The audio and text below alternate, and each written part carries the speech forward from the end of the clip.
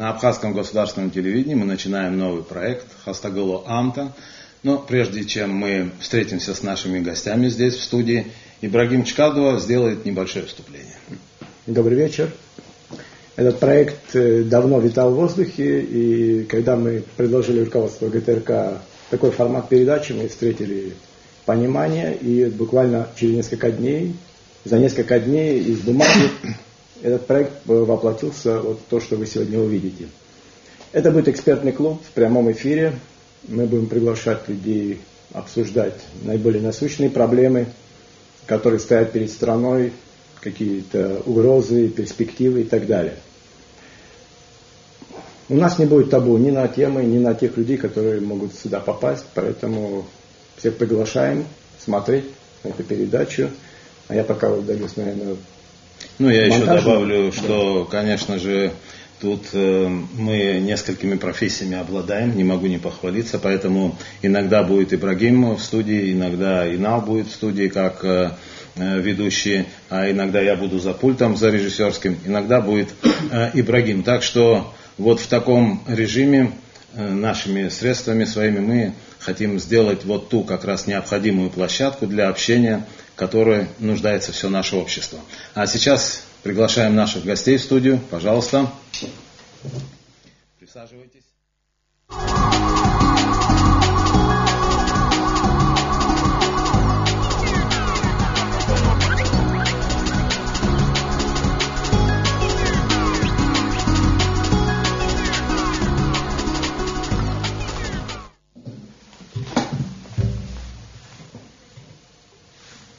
Итак, мы начинаем. И с самого начала хочу, конечно же, представить наших гостей. Это Виталий Тарнава, заместитель председателя партии Ан-Сахара, кавалер ордена Леона. И Астамур Таня, директор фонда первого президента Владислава Ардзинба, теперь уже ИО, исполняющий обязанности главы администрации, исполняющего обязанности президента Абхазии. Все время исполняющий. Я должен сказать, что эта тавтология вполне официальная, так что простите мне ее. На 3 месяца. Итак, прежде чем мы приступим к нашему разговору, мы подготовили небольшой сюжет о хронике тех событий, которые предшествовали нашей встрече. Пожалуйста, смотрим. 27 мая у здания драмтеатра в Сухуми собирается, по разным данным, от 7 до 10 тысяч человек.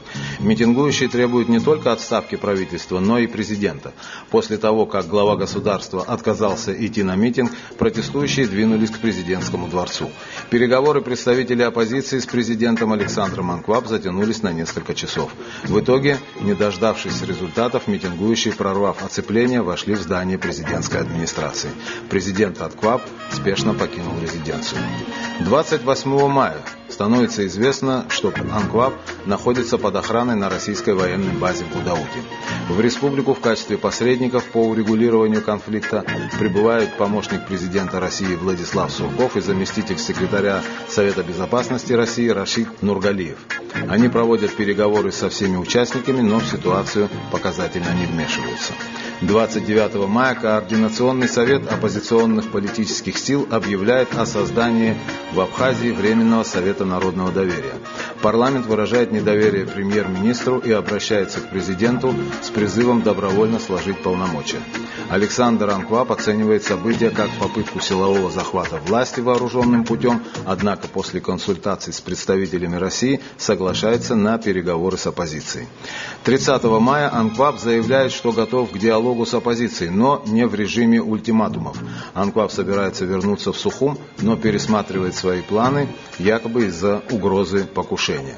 31 мая парламент Абхазии назначает исполняющим обязанности президента спикера парламента Валерия Бганба. Досрочные выборы намечают на 24 августа. Анкваб выступает с заявлением, что отрешение его от власти без решения Верховного суда Абхазии нарушает Конституцию. Массовые митинги в Сухуми не прекращаются. 1 июня с разницей в несколько часов Александр Анкваб опять заявляет, что не собирается в отставку, а потом меняет свое решение. Свой шаг он объясняет необходимостью сохранить стабильность в стране и не допустить кровопролития. Позже представитель президента Российской Федерации Владислав Сурков, назвав решение анклава великодушным, обещает сохранить российско-абхазские отношения в прежнем формате. Москва подчеркивает глубокое уважение к праву народа республики выбрать нового президента.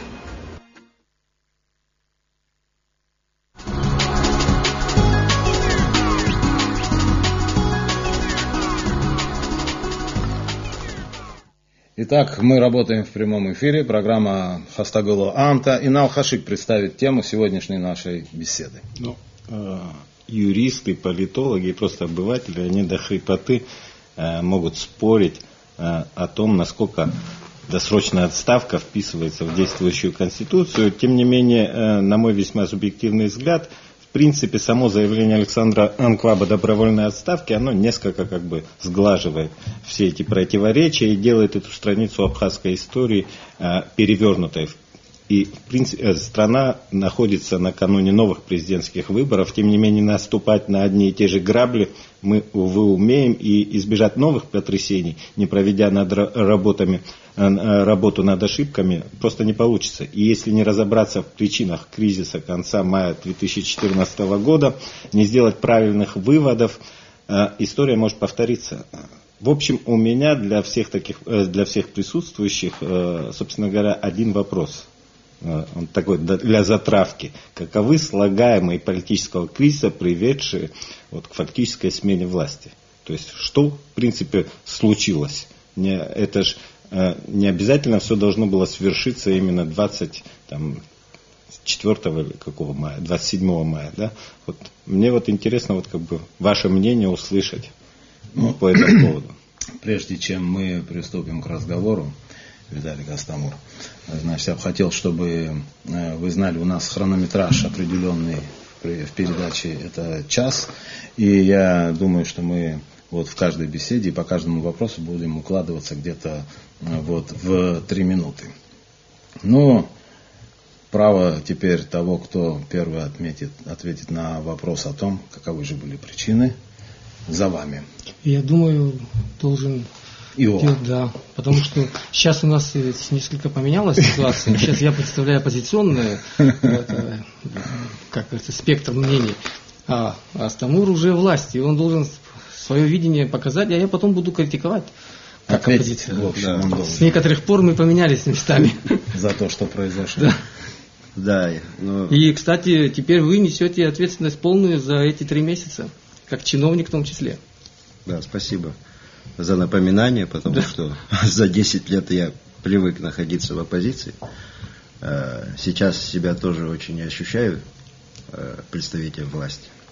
Но, надеюсь, за эти 3 месяца не привыкну. Мы же понимаем, что эти события, они не возникли, что называется, на ровном месте. Кризис в Абхазии зрел давно. Следует вспомнить, что вообще сама такая драматургия политического процесса, она создавалась еще 10 лет назад. То есть здесь мы видим много аналогий, повторений. Да, когда фактическое развитие событий потом приводило к соответствующему правовому оформлению.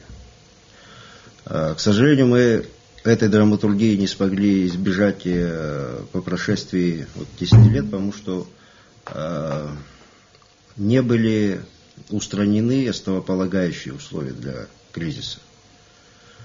Это связано и внутриполитическими взаимоотношениями, отсутствием диалога, и с острыми социально-экономическими проблемами.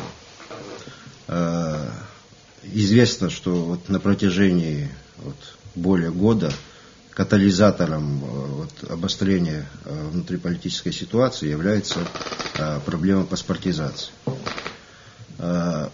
Тоже, к сожалению, власть ушедшая, она не смогла найти выхода из этой ситуации, которую сама же создала. Потому что мы имели дело с систематическим нарушением со стороны власти законов и Конституции Республики Абхазия. И те институты, которые в настоящее время в стране существуют, в лице парламента, судебной власти, они оказались недееспособны в этой ситуации, чтобы вернуть исполнительную власть в правовое русло. Потому что нарушения закона о гражданстве, они были вполне очевидны. Насколько мне известно, и наши коллеги из партии Амцахара тоже неоднократно ставили вот эти проблемы перед президентом. Я не знаю, Виталик подтвердит или опровергнет, но у меня такая информация. К сожалению, президент оказался недоговороспособным. Он потерял связь с реальностью. И вот его отказ прийти на народный сход, многотысячный народный сход, ну, конечно, он по нашему закону не был обязан этого делать. Но в Абхазии существуют свои политические традиции, правила хорошего тона. Я думаю, если бы он пришел на сход, то была возможность достичь компромисса на тех основаниях, которые были... Немного перебил Астамур. Да. Означает ли вот то, что вы сейчас сказали, если президент пришел бы на сход, там, пошел бы на какой-то компромисс, можно было ли удастся избежать кризиса? Ну, можно было избежать кризиса в мае, но там в последующем, там, я не знаю, в ближайшие полгода. Не могло ли так повториться, что опять возникли бы претензии к президенту, вообще к действующей власти? Инал, кризис и сейчас не преодолен, потому что не ликвидирована его питательная среда. Была возможность разрядить ситуацию в тот момент. И потом путем формирования новой конфигурации власти совместно искать пути по устранению вот этих кризисных условий. Еще раз повторяю, политических, социально-экономических. Вот мы все время говорим о конституционной реформе. Ну, вы знаете, может, в обществе это воспринимается как абстрактная тема. На самом деле этот вопрос тесно связан с интересами каждого гражданина. Потому что если мы не сформируем систему, основанную на сдержках и противовесах, если не будет четкой системы ответственности, разделения системы власти, то опять у народа, кроме другого способа, кроме как выражать свое отношение к политике власти путем митингов и сходов, у него другого шанса не остается. Вот сейчас наша задача, на мой взгляд, всех участников политического процесса, и Амцахара, и наши, и форум, и всех прочих, попытаться выработать общую консенсусную модель. Потому что мы об этом чуть-чуть позже поговорим. Но я закончу предложение, потом больше не буду говорить. Вообще, не надо. Да, общую консенсусную модель, чтобы мы из одного раскола плавно не перетекли в другой раскол. Потому что состояние раскола, оно не дает возможности осуществлять вот те реформы, о которых мы говорили. Значит, мы будем жить постоянно в условиях кризиса, а значит, в условиях угрозы для нашей государственности. Конечно, это тоже очень важная тема о том, что нужно будет предпринять, но прежде всего мы, конечно, хотели бы, Виталий, чтобы вы тоже ответили на этот вопрос о причинах возникновения этого кризиса. Реально это действительно так. Теперь уже оппозиционеров. Да. Реально это действительно так. Есть достаточно серьезные проблемы, связанные и с конституционной реформой, и с экономическими реформами в стране. Они давно назрели. Наше общество вообще, наверное, давно уже беременно этими проблемами. Уже лет, наверное, 15. И, собственно говоря, так получилось, что ни одному президенту, в общем-то, не удалось подойти к этому делу, к решению этих проблем. Но что я хочу сказать, что это не давало никаких прав, у меня по-любому, как вы понимаете, альтернативное мнение на это, не давало порешать эти проблемы неконституционным путем. Не давало нарушать Конституцию, это базовая священная корова нашей государственности, это становой хребет. И открывать этот ящик Пандоры, я считаю по-любому неправильно, потому что, во-первых, если вспомнить даже тот митинг, там практически речи, которые говорились о об этих экономических реформах и о реформе Конституции там не говорилось. Там подогревали совсем другими обвинениями в адрес президента, кстати, не доказанными ни в одном суде. Это были прямые обвинения, которые распаляли толпу для того, чтобы пойти и громить администрацию президента. Что касается моего понимания, почему это так произошло, я думаю, корни этого процесса, нашего такого отношения вообще к государственности, к Конституции, они заложены были, как раз он правильно сказал, 10 лет назад. Даже не 10, даже раньше, когда, в общем-то, может быть, в эфире этого не хотелось говорить, но когда мы после войны начали захватывать государственную собственность, занимать ее и делать с ней что угодно. И государство не смогло остановить наш беспредел на тот момент, если честно говорить. И вот это все привело к тому, что когда, кстати говоря, есть, вот если меня спросить откровенно, Багапш, если бы тогда, когда, несмотря на то, что он выиграл выборы, было решение суда, подтверждавшее его выборы, было решение ЦИК, подтвердившее его выборы, и несмотря на это, его не пускали на работу, и, кстати, не пускал ни президент, президента там не было в здании тогда, там находился временно исполняющий обязанности премьер-министра, если вы помните. И тогда, после того, когда все это произошло и произошла трагедия, если бы Багапш назначил бы реальное расследование, и были бы наказаны виновные, в том числе сторонники Багапша, допустившие там вандализм и беспредел, тогда бы и был бы наказан человек, который отдал команду стрелять на поражение. И это все было бы осуждено, не было бы сегодняшних событий, потому что люди знали бы, что государственное имущество ломать и трогать нельзя. За это должно быть наказание. Я согласен с Раулем Хаджинбе, который, я не знаю, недавно была какая-то пресс-конференция, у него спросили об этих гарантиях президенту, ушедшему, что, мол, если расследование покажет, что он совершил преступление, никакой закон его гарантии. Я согласен. Но тогда надо провести расследование не только по анклаву, но и по событиям 27 января и 27 мая. И допустившие этот вандализм, они тоже должны быть наказаны. Вот без этого мы не пойдем дальше. Вот сейчас, например, простой пример, и придется, кстати, разбираться вам. Там захватили в Гаграх этот магазин. Уже 6-й день удерживают. Из-за конфликта интересов между учредителями. Там на улице, знаете, что говорит? Это вырезка из толпы. Вот сейчас я оттуда приехал же. А что говорит? Кто может подъехать им что-то сказать из новых властей? Скажут, вы захватили администрацию, почему нам магазин нельзя захватить? Мы допустили очень серьезные вещи, из которых мы должны найти общий выход. Нам надо вернуться в законное поле. Нам надо любой ценой, я не знаю, компромиссов, каких угодно, но надо вернуться в законодательное поле, иначе этот круг никогда не остановим, этот хаос. Но причины возникшего кризиса, они объясняются многими факторами. Просто дело заключается в том, что, знаете, вся наша вообще новейшая история, это история борьбы кланов, там, я не знаю, родоплеменных объединений, там, региональных элит, таких, знаете, корыстных подкалимов для того, чтобы борьба, приблизиться поближе к телу. Тут, конечно, многое нужно менять. У нас эта традиция восстановилась давно. Если честно говорить. Но как от этого избавиться? И предлагаются какие-то меры сейчас. И, судя по всему, что-то будет необходимо предпринять буквально в эти 3 месяца. Как вы считаете, что можно будет по этому поводу сейчас сделать и что возможно вообще сделать? Сейчас вообще ничего не надо. Для того, чтобы... выборы провести. Да, нужно провести выборы. Ну и, конечно же, знаете... Да, нужно во-первых, осознать то, что произошло, в общем-то, в полной мере. Мы же все еще не сознали. Там есть те, кто, прямо скажем, доволен, есть те, кто по этому поводу глубоко огорчен, вообще-то, да. Но нужно предпринять, чтобы такого уже не повторялось, чтобы все действительно было в рамках закона далее и понятно было, как этот закон будет действовать. Что вы скажете по этому поводу, Астамур? Во-первых, хочу прокомментировать то, что сказал Виталий.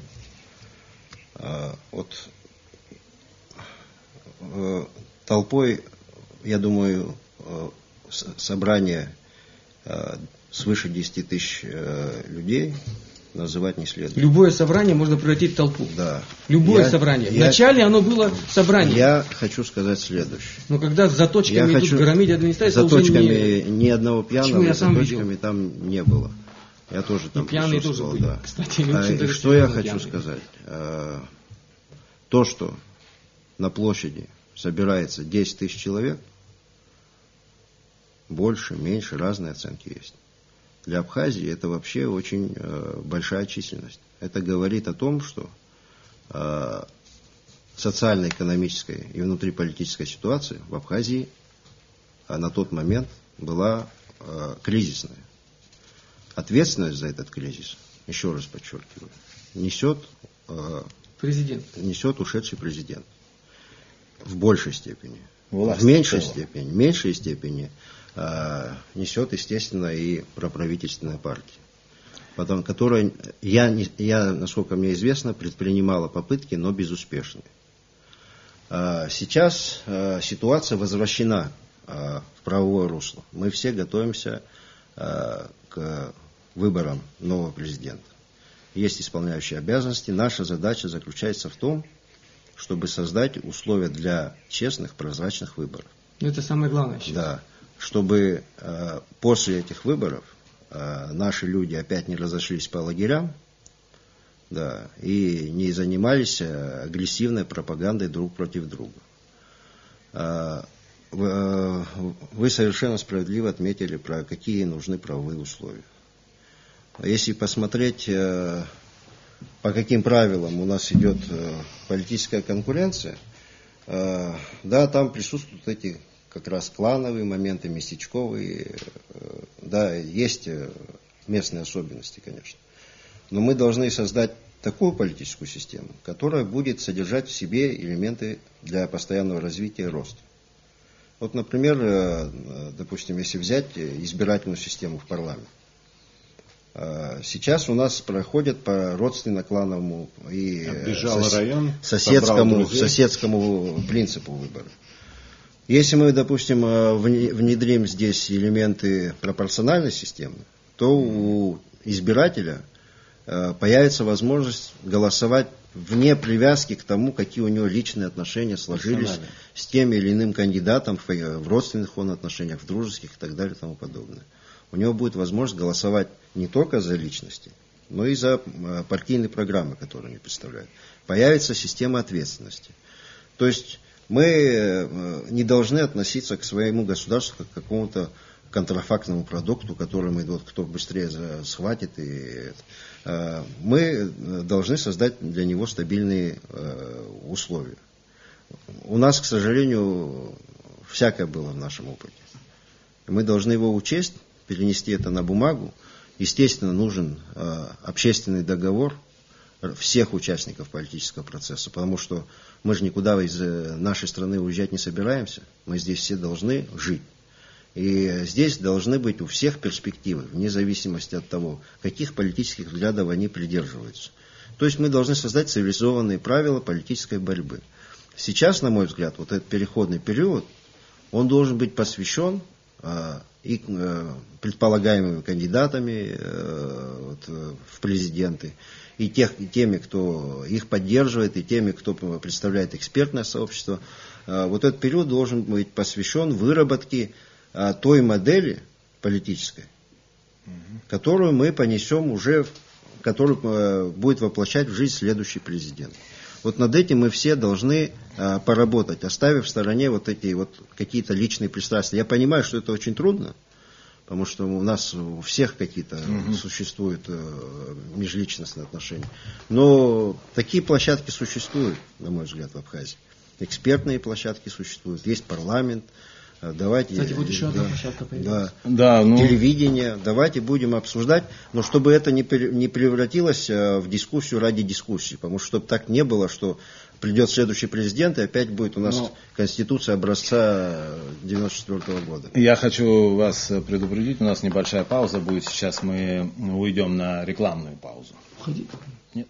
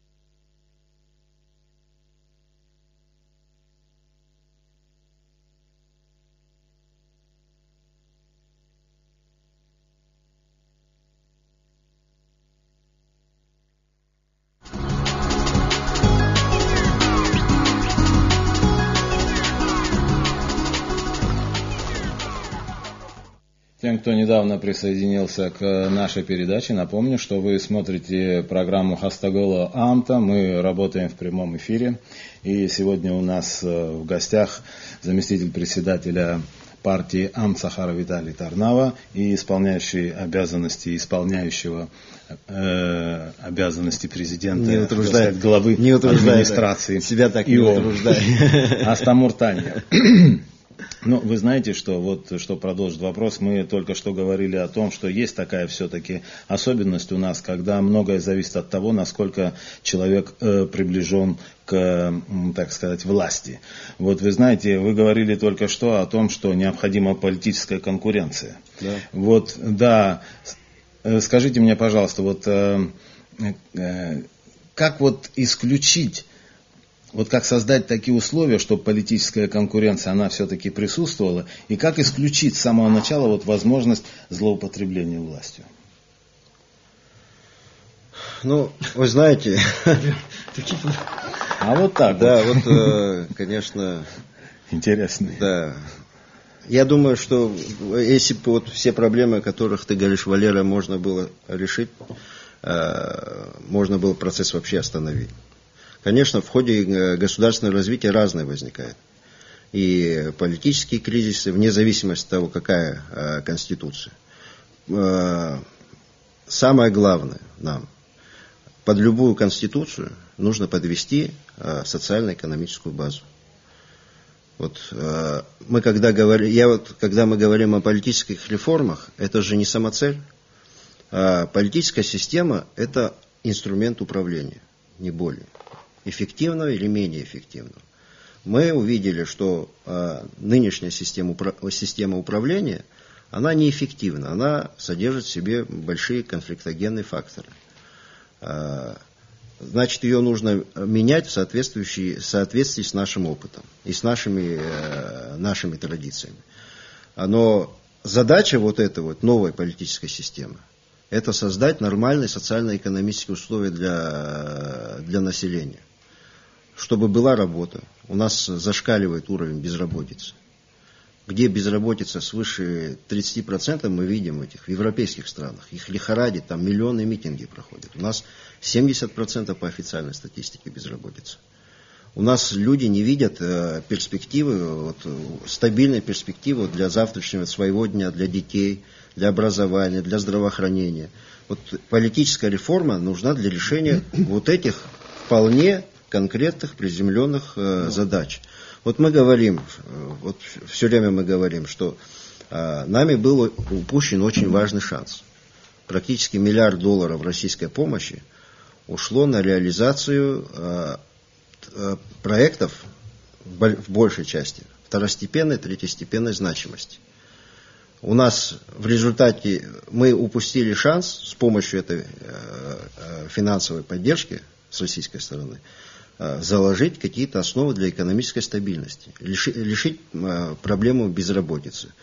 Если говорить, собственно, о проблемах абхазского народа, для нас вместилищем нашим, как сейчас любят часто Гумилева цитировать, вмещающий ландшафт, для нас это село. Да.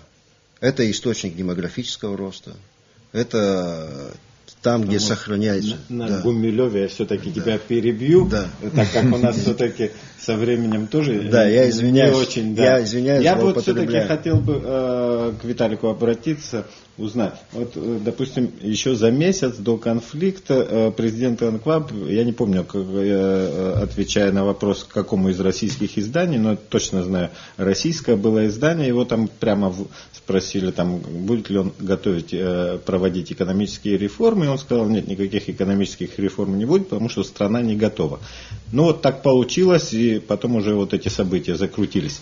Сейчас есть, я так понял, все-таки есть какое-то общее понимание, вне зависимости от того, позиция, оппозиция, власть, или еще сейчас у нас очень трудно определить фланги, очень сложно определить, где кто находится, но есть какое-то общее понимание, что нужны реформы. Это или это мое обманчивое? Что в Ам-Сахаре считают вообще? Давайте, я понял, да. Во-первых, прежде чем Я хотел бы, чтобы... Вы ответили. Да, нет, я считаю, вот, как Вольтер сказал, я категорически не согласен с тем, что ты говоришь, но я готов жизнь отдать, чтобы ты имел возможность выражать свое мнение, которым не согласны другие. Я думаю, что он тоже, на мой оппонент, также думает, потому что, несмотря на все эти события, и они не собираются отменять свободу слова и самовыражения у нас в стране. Я считаю в этом плане, что это, я до этого сказал, что не то, что назрела, перезрела эта ситуация, но что я хочу все-таки сказать. Дело в том, что все понимают, да, сейчас модно это говорить, системный подход и так далее. В чем вообще гвоздь этого дела? У нас вообще, мы сейчас, у нас все тоже слышали, да, переходный этап там и так далее. В чем, откуда, куда? Наше общество, это слово такое заезженное, но оно реально отображает суть, нуждается в модернизации. То есть мы должны перейти от экономики выживания к экономике развития. Это не делается просто так. Для того, что... судя по автомобилю, мы уже перешли туда. Нет, это совершенно разные вещи. Я сейчас... Что такое экономика, что такое это развитие? Конечно, нужен системный подход. А системный подход подразумевает соответствующее системное планирование. Нам нужен комплексный план развития нашей страны во времени и в пространстве. Притом с таким дедлайном, чтобы каждый гражданин знал, что его ждет завтра, послезавтра. Такой план, плюс кадастр земельный, чтобы привязать его к нашей земле. Это очень серьезная работа. Эти деньги были предусмотрены, но они были реализованы безграмотно, бездарно, и, собственно говоря, мы плана не имеем. В любом случае, если мы хотим перейти к реальным реформам, мы опять должны начать этот план создавать, его надо создать. И я считаю, что новая власть, которая придет в августе, она обязательно должна, если Бог даст нам эту помощь еще раз, потому что из собственных средств, это план очень дорогое удовольствие. Я смотрел комплексный план развития Татарстана, по которому сегодня они добились такого успеха. Я его сам смотрел, видел. Он обошелся Татарстану больше 300 миллионов рублей. Просто план. Потому что это же не бумага. Это такие расчеты, в том числе научные, по каждому чуть ли не селу, по каждому дереву Татарстана. Мы, конечно, такой план не сможем, но в любом случае какой-то план мы должны уговорить, заложить, чтобы мы имели. Но и план сдать, это само собой, но есть такие реформы, которые по-любому входят в любой план. Например, я вот просто пример, первый попавшийся. Кстати, для зрителей, не столько для профессионалов, сколько для зрителей. Что такое вообще рыночная экономика? У рыночной экономики есть один базовый принцип. Для всего. Для законодательства и для правил. Принцип здравого смысла. Вот по этому принципу можно провести, еще предлагал предыдущие власти, не это, и даже это, провести ревизию всех наших законодательных актов. И вы там увидите и правил, принятых на нашем рынке. Там очень много вообще абсурдных. Вот, например, простая вещь, которая мешает развитию предпринимательства в Абхазии. Регистрация юридических лиц. Почему человек из Гагры должен постоянно приезжать в Сухуми, чтобы открыть фирму, получить номер на машину? Никогда это все равно, что сочинцы будут в Москву летать, чтобы открыть юридическое лицо. Вот простая вещь, тут не нужен ничего, никакого плана, надо принять волевое решение и разрешить на местах регистрацию юридических лиц. Слава Богу, IT-технологии сегодня уже везде. Кстати, об IT-технологиях. Кто нам мешает их внедрять? У нас есть талантливая молодежь. В общем, еще один есть вещь, которую я считаю, тоже не надо ждать никакого плана, который может принять уже, чтобы облегчить нашу жизнь. Вот эта борьба с коррупцией, которая всех ротация кадров. Нет времени, да?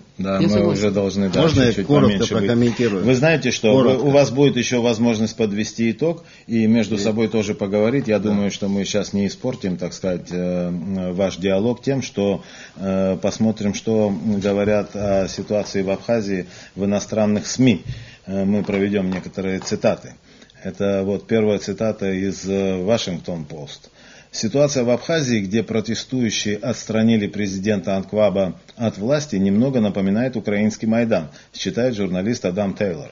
Однако в стране нет явных антироссийских настроений, поэтому, вероятнее всего, антивластные протесты были вызваны именно экономическими проблемами. Как вы прокомментируете вот такое соображение? Это на предмет того, насколько там российский фактор влияет на кризис в Абхазии? Это на предмет, да. Ну, я могу согласиться с Вашингтон-Пост, и тем более, что до этого вот, Виталий Тарнав об этом сам говорил.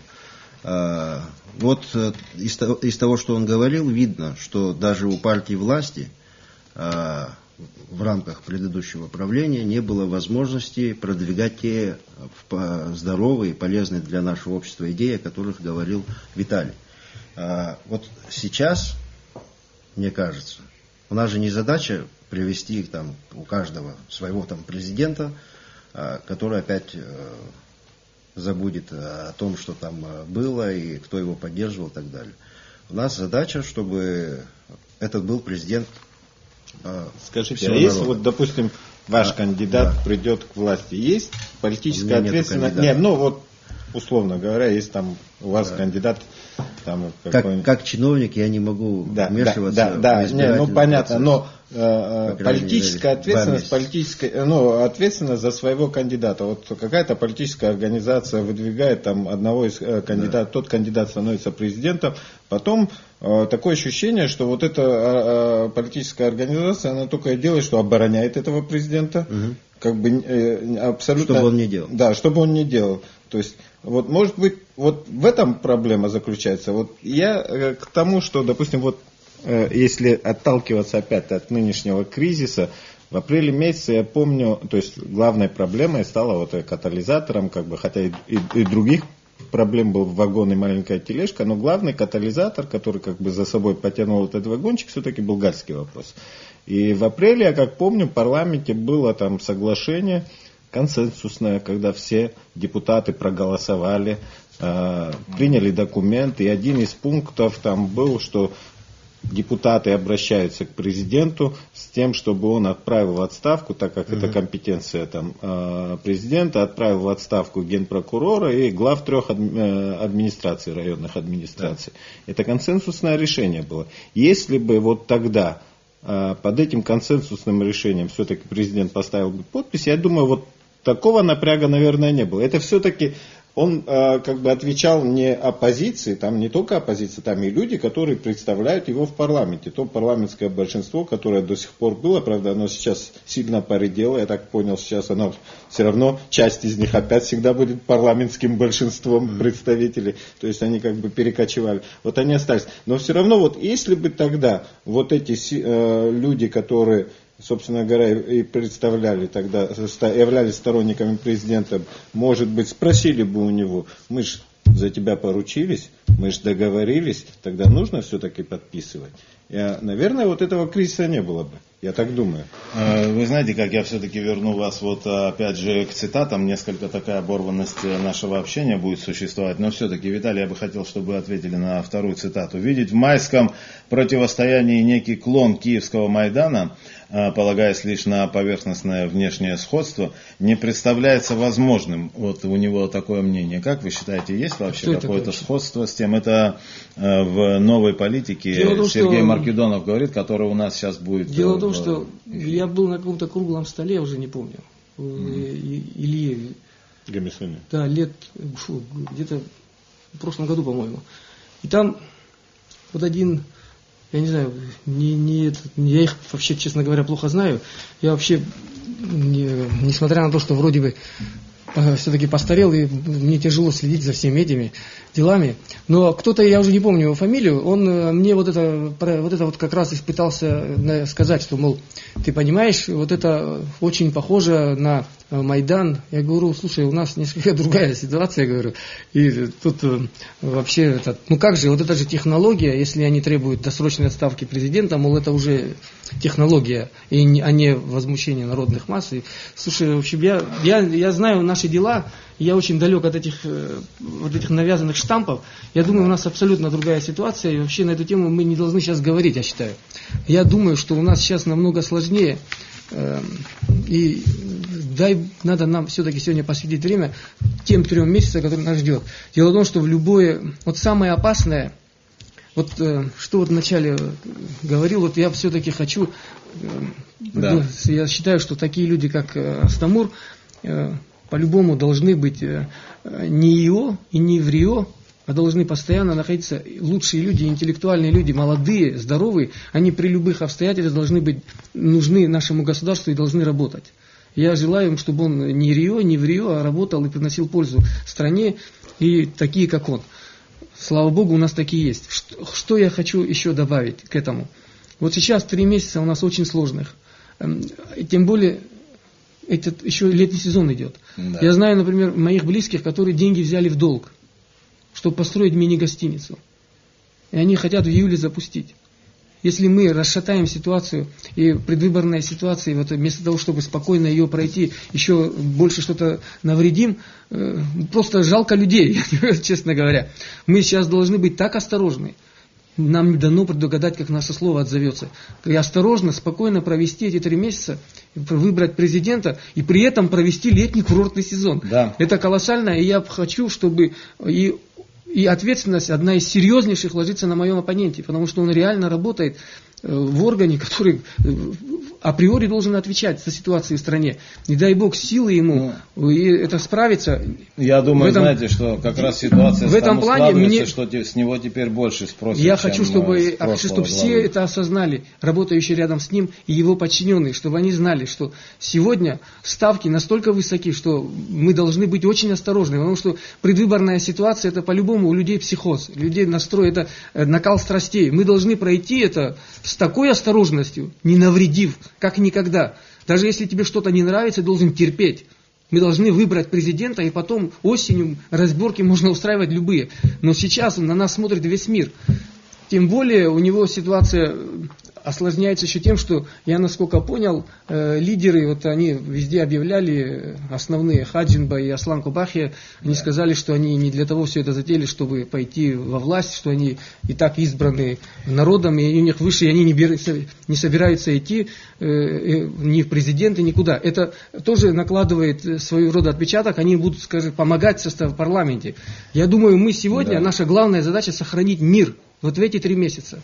Что бы нам ни стоило. Я хочу вас предупредить, вот уже у нас на связи появился из Москвы по скайпу Сергей Маркедонов, это политолог известный, он много статей писал об Абхазии, бывал у нас Сергей, здесь. Добрый вечер. Вы слышите нас? Нет, не слышу. Связи нет. Будет связь у нас. Как у нас со связью? Сергей, вы нас слышите?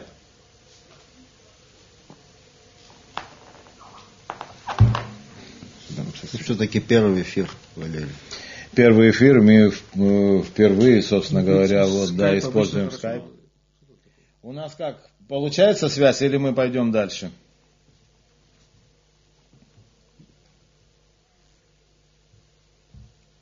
Что там сейчас? Так, все-таки не удалось нам как-то наладить вот это общение. Но мы вот ждем, мне сообщают. Нет, вроде бы дергается. Послушайте, сейчас мне сообщили, что они попытаются наладить связь, а то, что там картинка дергается, это не говорит еще о том, что мы сможем с ним связаться. Итак, все-таки вот, возвращаясь к теме о том, о чем мы говорили, вот все-таки хотелось бы узнать поконкретнее, вот что сейчас необходимо. По гальским я могу Нет, не только по гальским паспортам. Я думаю, что гальские паспорта с этой проблемой уже более-менее как-то разобрались, и просто ее нужно привести в порядок. Там, конечно, существует вообще много каких-то таких обстоятельств, которые не позволят это все сделать быстро. Альтернативное мнение. Но мы об этом позже поговорим. Но, знаете, все-таки, как вы считаете, вот сейчас один из актуальнейших вопросов был, это вопрос перераспределения власти. А вот у нас пошла связь вроде. Голос есть? Так, вы слышите нас? Сергей, вы слышите нас? Мы не слышим. Теперь мы вас не слышим. Так. Все, мы вас тоже слышим, да, Сергей. Слышим. Приветствуем вас в студии Абхазского телевидения государственного. Программа Хастагулуамта. Сергей, исходя из того, что связь у нас не очень важная, я, помимо того, что приветствую, сразу же начинаю как бы с места в карьер. Скажите, Сергей, вот страна уже находится как бы уже в выборной кампании практически находится. Для Москвы есть ли какая-то разница, есть ли какой-то свой фаворит в этой гонке? Или у Москвы, собственно говоря, каких-то особых конфигураций, которых бы она желала, нет сейчас. Мне кажется, что Москва, как и все остальные, учатся по ходу развития. И надеюсь, что тех ошибок, которые были сделаны во время кампании 2004-2005 года, допущено не будет. Я думаю, что для Москвы принципиально важно, чтобы политики в Абхазии поддерживали курс на стратегическую кооперацию. Если такой курс будет, с Россией, естественно, если такой курс будет проводиться, я не вижу здесь особых причин для большого беспокойства. Вот сейчас очень много всякого рода спекуляций по поводу того, что вот тот человек, который придет к власти в Абхазии, будет избран, у него как бы в обмен на поддержку с Москвой будет некий какой-то какие-то договоренности о более тесной какой-то интеграции там с Россией, вплоть там проговаривается ассоциированные отношения, еще какие-то. Насколько вообще этот вариант имеет место быть, насколько он жизнеспособен и насколько это интересен Кремлю, там, а не каким-то отдельным персонам, там, допустим, в Кремле, которые могут, в принципе, продвигать этот вопрос?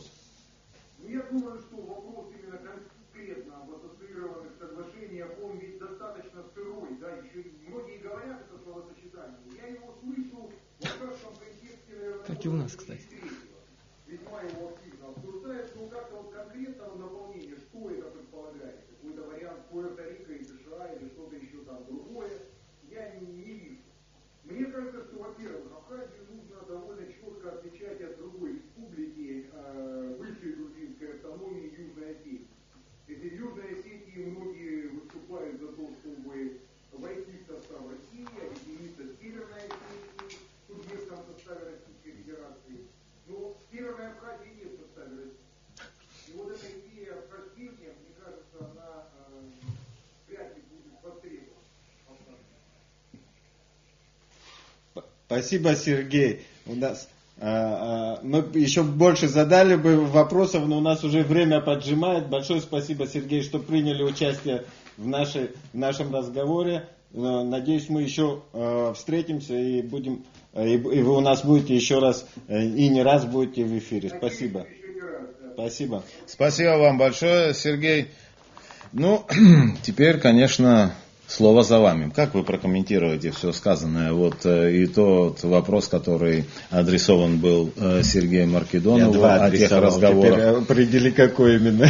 Да, два вопроса. Я согласен с обоими ответами. Хотели задать 4, но получилось 2. Технические возможности иногда подводят, но все-таки мы давайте будем закруглять уже нашу передачу. Закруглять, это не значит, что оканчивать.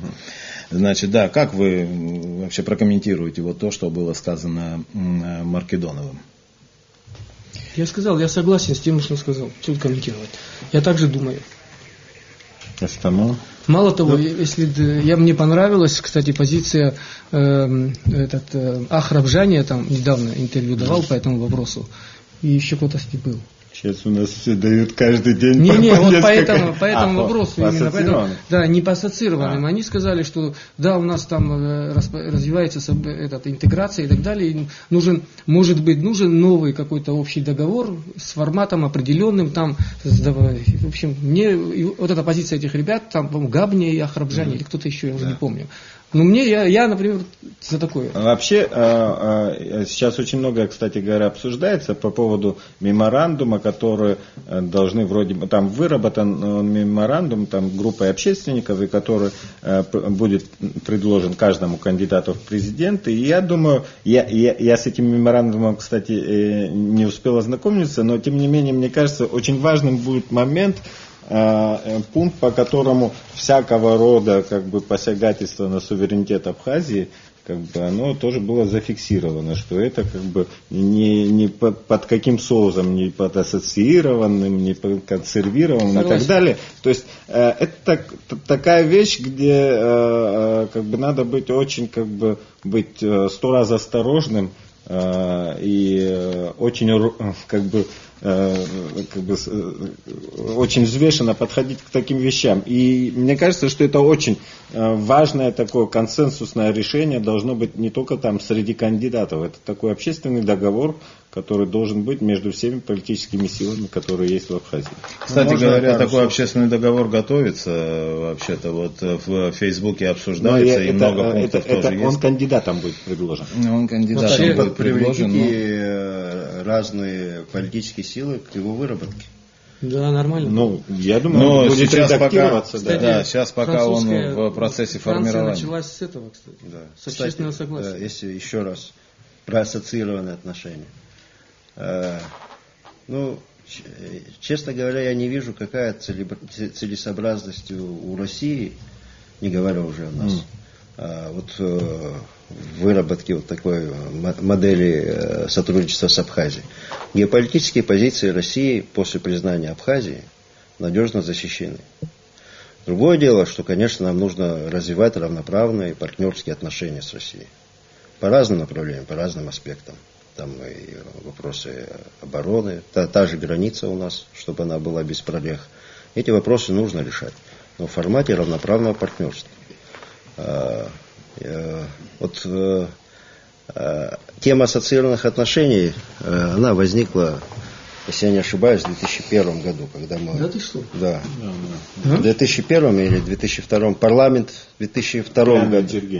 В 2002 году парламент принимал обращение к Федеральному собранию. Там содержались, мы помним, это было в условиях непризнанности. И даже образец, да. Маршалловы острова называются. Там дела нет, там конкретно излагались пункты, как абхазская сторона представляет себе отношения с Россией. Там говорилось следующее, близко к тексту говорю.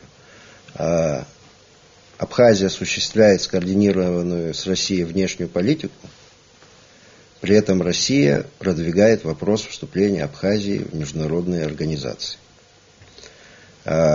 Абхазия предоставляет свою территорию для размещения российских военных баз и обязуется не заключать соглашения о военном и военно-техническом сотрудничестве с третьими государствами. Осуществляется совместная охрана границ Абхазии и России. Абхазия вступает в валютный таможенный союз с Россией. Вот такое было видение абхазской стороны вот этих пресловутых ассоциированных отношений. Но мы, как видим, вот из того, что я перечислил, многое на данный момент реализовано. То есть речь шла не абхазское руководство хотело показать, что если такие отношения могли быть заключены только между двумя признанными друг другом государствами, да. Абхазское руководство стремилось в тот период, будучи непризнанным, показать, что если Россия нас признает, мы будем ее союзником надежным, да. И готовы взять на себя в обмен на признание соответствующий пакет обязательств. Мы сейчас вот, и так союзники. Да. После того, как Россия нас признала, многие эти параметры были реализованы. Естественно, так не бывает, что отношения двух государств находятся в статике. Да. Они развиваются, совершенствуются, но при этом никто не должен ставить под сомнение, и такой проблемы не существует. У нас с Россией честные отношения. Они все про нас знают, мы про них все знаем. Так что и здесь новых договоров. Да, нет, новые договоры, они нет, я еще раз говорю, в статике это не может находиться. Могут появиться новые договоры. Ну, допустим, в свете, того, что Грузия сейчас получает ПДЧ, там, вступление в НАТО и так далее, да. То есть систему, допустим, безопасности, обороны, сотрудничества в этой сфере мы будем развивать. И экономическое партнерство мы будем развивать. Да, ну как два равноправных государства, пусть у нас все равно асимметричные отношения, потому что Россия великое государство, мы гораздо меньше, но у нас есть что предложить России, а России есть что предложить нам. Мы России предоставляем присутствие геополитическое, Россия нам гарантирует безопасное развитие и оказывает нам социально-экономическую помощь. вот в рамках этой гармоники наши отношения должны дальше строиться. И мне кажется, что вот эти всякие клише там, пропагандистские, которые сейчас активно обсуждаются, но чтобы вот это даже, они обращены не столько к внешнеполитической сфере, сколько во внутриполитических процессах. Ну, во внутриполитических процессах, тем не менее, они присутствуют в последнее время слишком часто, и возникли они даже до 27 мая возникли. То есть, поэтому мне кажется, что вот эти фобии, может быть, это не фобии даже, не накладывались на дальнейший какой-то выбор каждого гражданина и вообще дальнейшую судьбу абхазской государственности, наверное, все-таки лишний раз подстраховаться не мешает. Так что в этом плане, я думаю, будут, наверное, все довольны. И мне кажется, вот, и если вообще отталкиваться от этого меморандума, наверное, о котором сейчас многие говорят последние дни, который будет предложен кандидатом в президенты, мне кажется, там должна быть очень четкая такая повестка, которая бы устраивала бы все политические силы, всех, обычно таких граждан, то как-то были сфокусированы. Если мы говорим о реформах, то это был бы не пустой звук, потому что я помню в 2004, та повестка, которую там в 2004 шли, команда Багап, Шанкваб шли на выборы, та повестка, она в принципе и сейчас осталась. То есть оппозиции ничего не оставалось, она даже ничего придумывать не стала, она взяла там подшивки Айтайра, там перекатала все эти требования к власти. Это совсем упрощенно. Как бы упрощенно. Вектор тот же. Да, вектор тот же. Реформы, борьба с коррупцией и так далее. Сейчас самое главное не сохранить этот вектор следующий. Да, чтобы мы все-таки, я просто смотрел, эта ситуация повторилась, то есть как будто бы такое дежавю, правда менее драматическое, но 2004 год, ровно 10 лет назад, и сегодня то же самое, штурм телевидения, президентского дворца, в Гудаутах вырубили передатчик, много чего, здесь очень много чего повторяется, и те же самые повестки, мы требуем борьбы с коррупцией, мы требуем реформ, это все то же самое осталось, такое ощущение, что мы 10 лет топтались на месте. Спокойнее. Но эта жизнь проходит, наша жизнь. Спокойнее. Как спокойно, 10 лет жизни. Финал не только у тебя проходит, у нас тоже. Да, на самом деле, знаете, вы, я надеюсь, не затронете тему цикличности происходящего вообще. Это цикличность, а почему она возникает? Я сейчас простой пример приведу, насколько в наших условиях это все-таки сложно будет сделать. Вот сейчас простой пример, да, в парламенте еще моего созыва там лежит два варианта конституционной реформы. Пожалуйста. Два варианта конституционной реформы там есть, их можно рассмотреть и принимать хоть сейчас. И сейчас там нельзя. Нет, сейчас Конституция не позволяет. Я не за это. Дело в том, что вот, например, во всех видах реформ у всех партий есть не просто смена правительства. Смена правительства ничего не дает. У нас надо изменить вообще сделать реформу управления государственного. А реформа подразумевает, любая реформа, как минимум сокращение издержек. Да? Без этого не бывает. Невозможно ничего, даже в семейном бюджете, когда ты что-то новое строишь, ты должен себя в чем-то ограничивать в расходах. Естественно, издержки на госуправление. Сейчас люди, которые идут во власть, они уже все поделили, как это обычно бывает, все должности. А завтра по этой конституционной реформе выясняется, что нужно сократить половину аппарата. Кто там сократит? У нас очень много объективных причин, которые потом будут мешать любому президенту проводить эти реформы, в том числе и кадровые. А их надо будет проводить. Это непопулярные меры. И не каждый президент возьмется своих соратников рубить по-живому, а их надо рубить. Как говорил Ли Куан, посади своего друга. Иначе никакие реформы не получатся. Вот простой пример еще из Германии, твоей любимой. Я недавно там прочитал и был поражен. Там, там закон есть специальный по этим машинам. Так вот, С-класса машина бронированная имеет право только канцлер и президент. Все министры федеральные Е-класса ездят в машинах. А районные города, такие как Сухум и Гагра, маленькие, они вообще там машины покупают, им собрание районное, депутаты. Они не проголосуют, он не получит. На своей машине будет ездить. Там есть витают выборы. Там не только выборы есть, там есть экономия бюджетных средств. Там есть выборы, есть местные бюджеты. Конечно. У нас это напрочь уничтожено. Так мы должны все это реформировать. Давайте вернемся к нам. Никакая разница, мы должны реформы провести. Понятно, они болезненные, и не всякий президент какая польза в уходе Александра Золотинского? сейчас он открыл возможность нам совместно говорить и продвигать идею реформ. Это так я теперь понял, почему он не мог их провести. Вы знаете, мы хотели... Вы что думаете, у него не хватило бы воли их провести? Я уверен, что и следующий президент столкнется с этой же проблемой. Потому что реформы требуют непопулярных мер. Да. О чем ты говоришь? Реформы требуют непопулярных мер, и вы знаете, мне кажется, что... А я уже не говорю о том, что надо сначала план составить реформ, Виталий, который стоит денег. Лимит, мне кажется, исчерпан уже, когда люди, посмотрим. Народ будут ждать. Вы знаете, мне кажется, что сейчас даже вот... Дело не только в ожидании, Валера. Да, Дело в объективной социально-экономической ситуации. Люди готовы ждать, когда у них нормальная жизнь. У нас, если мы не проведем... Я не думаю, что реформ, люди готовы ждать, когда у них нормальная жизнь. Я тебе хочу сказать, что дело не только в терпении народа. Это просто объективная ситуация такая. Если мы сейчас не предпримем совместно меры, там, кто будет оппозицией, властью, это еще неизвестно. Но на них совместная ответственность. Если совместные меры мы не предпримем, через год будет еще худший кризис. Да.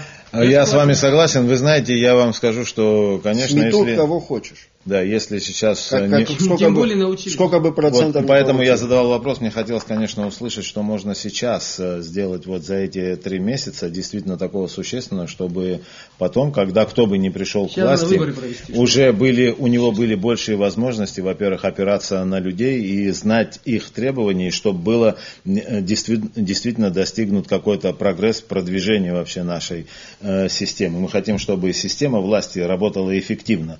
Вот то же самое и подтверждает Министерство иностранных дел Российской Федерации. Народу Абхазии предстоит высказаться в ходе внеочередных выборов главы государства в августе.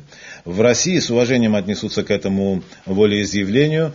Мы будем готовы вместе с новым руководством республики продолжить масштабную работу по развитию и укреплению российско-абхазских отношений, которая успешно осуществлялась в предшествующие годы. Вы знаете, что давайте мы теперь уже как бы немного, я имел в виду коротко, итог подведем нашей беседы. Дело заключается в следующем. Конечно же, хотелось бы более подробно поговорить о том, какие можно предпринять и меры, и вообще как сделать так, чтобы наше общество оздоровилось, наконец-то, какими-то такими действительно помыслами чистолюбивыми и искренними и чистыми. Вот, я думаю, тут и, знаете, как сказал один человек, для того, чтобы построить гражданское общество, нужно воспитать гражданина. Тут в этом смысле тоже нужно очень многое сделать. Понимаете, потому что мы можем спихнуть какую-то часть ответственности то на одного чиновника, то на другого, может быть даже на соседа, но никак не хотим поговорить о том, что мы сами собой представляем. Но очень много есть тем, и вот у нас тут куча вопросов вообще была с Иналом, но дело заключается в том, что эфир у нас...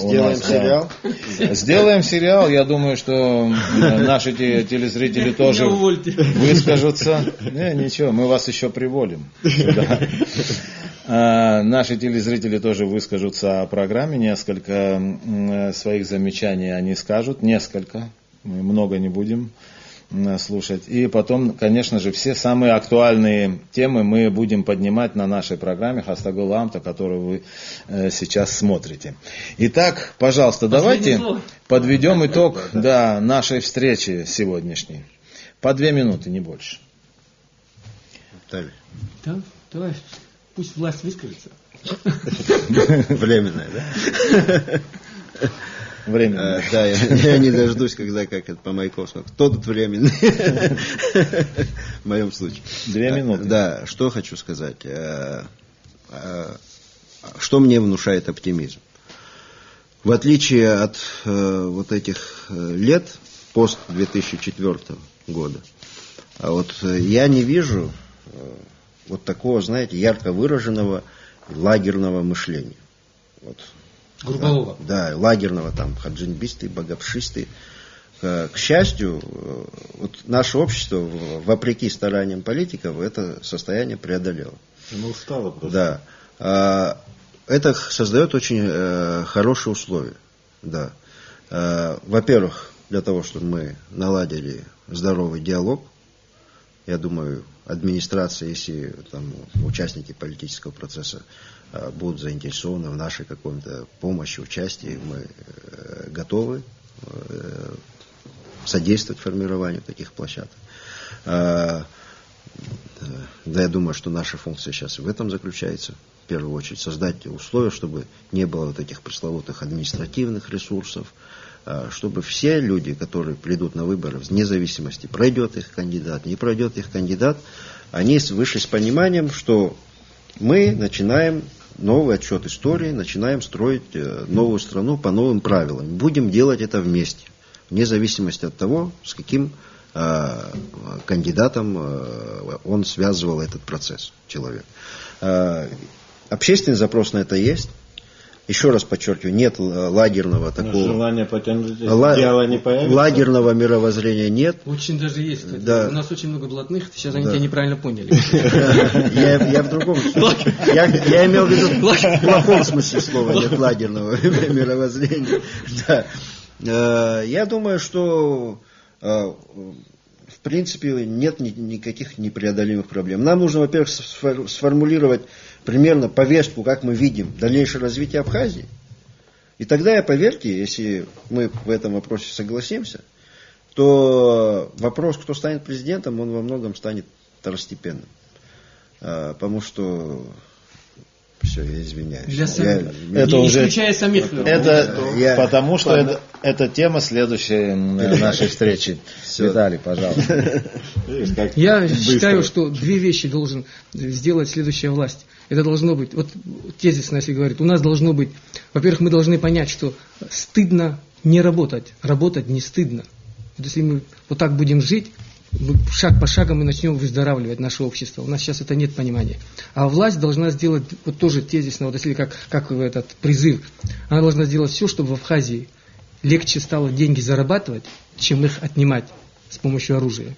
Вот если для молодого человека легче станет зарабатывать, сейчас очень трудно заработать. И государство, главная ее цель – создать рабочие места, развивать предпринимательство в Абхазии. Вот это одна из главных, важнейших целей для молодых людей, потому что всех не поместишь в кабинеты.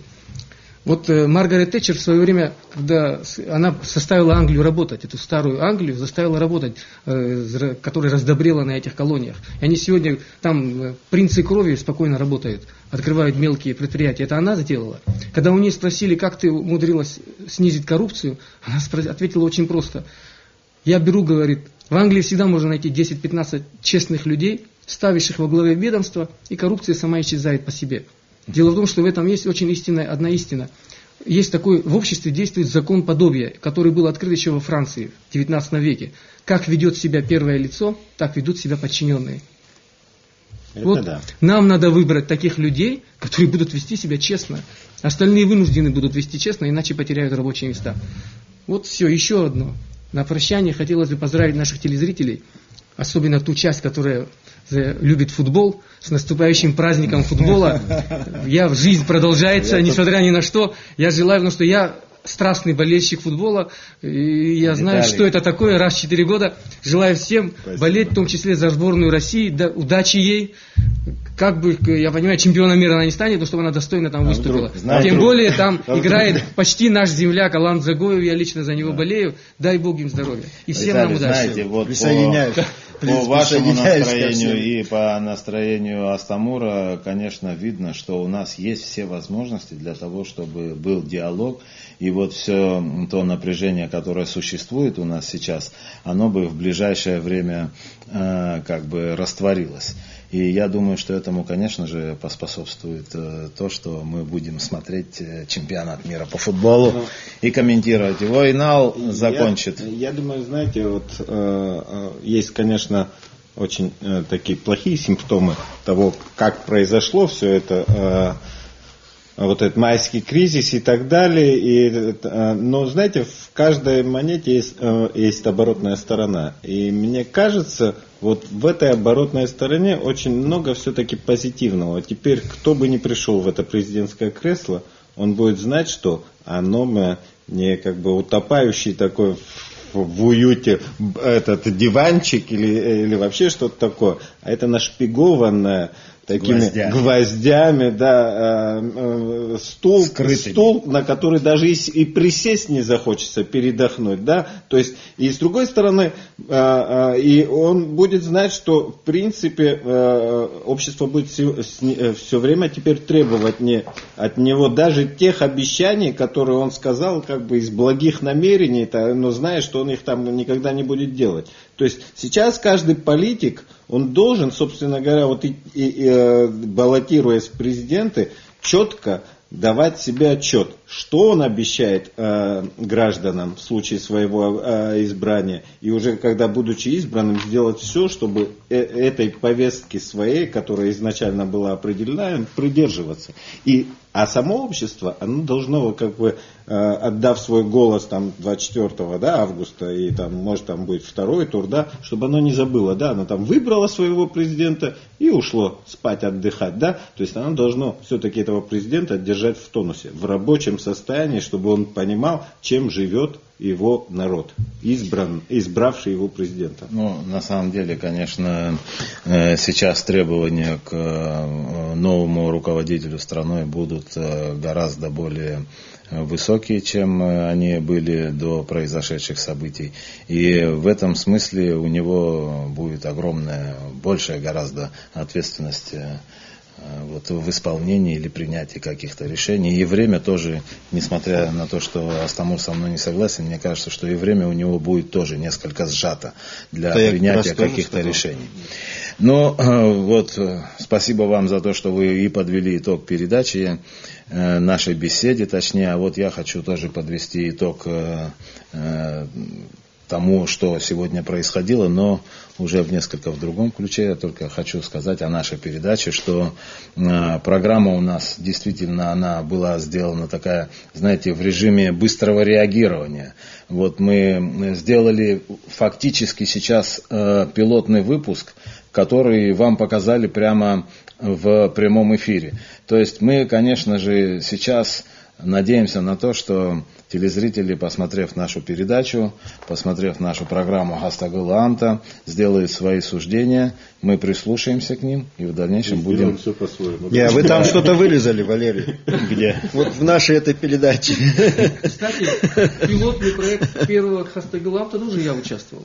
Первая передача. Правда? Да. Кстати, мы вместе были. Да. Мы вместе были. Точно, я сейчас вспоминаю, что-то я... Когда это было? Да. Ты со Станиславом. А я ты был... говоришь, 10 лет мы на одном месте не то. Цикличность, видите, повторяется и в этом тоже, в создании программ. Что-то знакомое. Мы вместе были. Где-то вспоминать начал. Так что, Валера... Но вы знаете, да, уж если вы мне позволите, я закончу, я скажу, что мы, конечно же, будем приглашать сюда представителей разных сторон, разные мнения. Для нас очень важно, чтобы на нашей передаче произошел действительно откровенный разговор. А вот насколько он получился у нас сегодня и получится в других программах, судить вам. Так что мы с вами прощаемся, будьте здоровы, ждем ваших рецензий. До свидания.